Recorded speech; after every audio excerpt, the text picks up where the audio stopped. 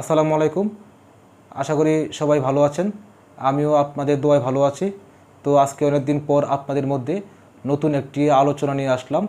আমি পূর্বে কয়েকটি ভিডিও বানিয়েছিলাম একটি সম্পত্তির সিএস, এসএ, আরএস এবং বিএস খতিয়ান সহজে কিভাবে চেনা যায়। তো আজকে আমার আলোচ্য বিষয় হচ্ছে একটি সম্পত্তির মূল দলিল এবং অবিকল নকল চেনার সহজ উপায়, অর্থাৎ একটি মূল দলিল এবং অবিকল নকলের পার্থক্য কী। একটি মূল দলিল এবং অবিকল নকলের বেসিক 2 থেকে 3টি পার্থক্য আছে, যার মাধ্যমে আপনি সহজে বুঝতে পারবেন কোনটি অবিকল নকল এবং কোনটি মূল দলিল।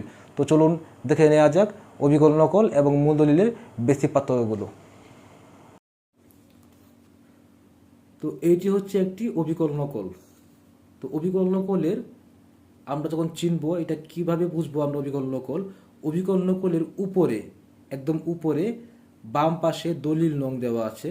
দেখেন এখানে দলিল নং 6997, তারপর তারিখ দেওয়া আছে। তার মানে অবিকল নকলের উপরে বাম পাশে দলিল নাম্বার উল্লেখ করা থাকে। আর অবিকল নকলের প্রথম পৃষ্ঠায় ঠিক এই জায়গাটাতে আপনার লেখা থাকে অবিকল নকল বা সার্টিফাইড কপি। এখানে উল্লেখ করা আছে সার্টিফাইড কপি। যেহেতু লেখাটি একটু অস্পষ্ট, ফটোকপি, তাই বোঝা যায় না।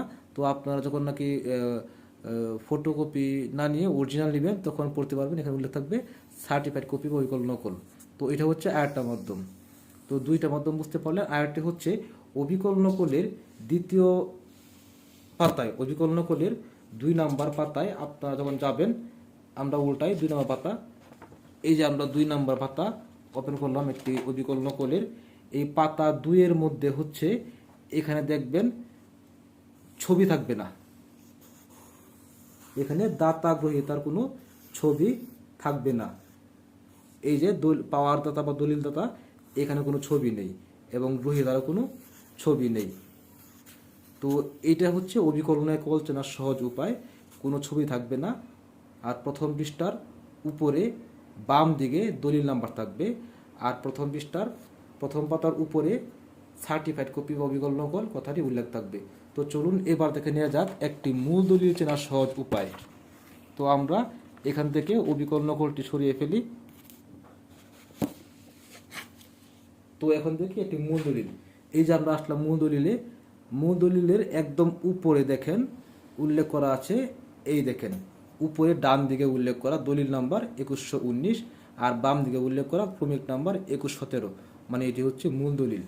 মূল দলিলের উপরে ডান দিকে দলিল নাম্বার উল্লেখ থাকবে।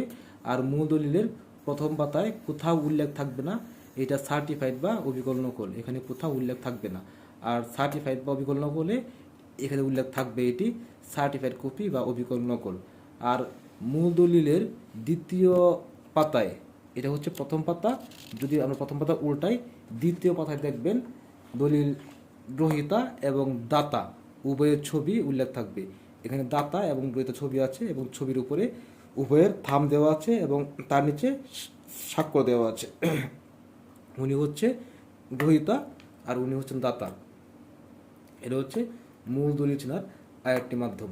তো আশা করি সবাই আজকে আমার ভিডিওতে দলিল এবং অবিকল নকল চেনার সহজ মাধ্যমগুলা সহজে বুঝতে পেরেছেন।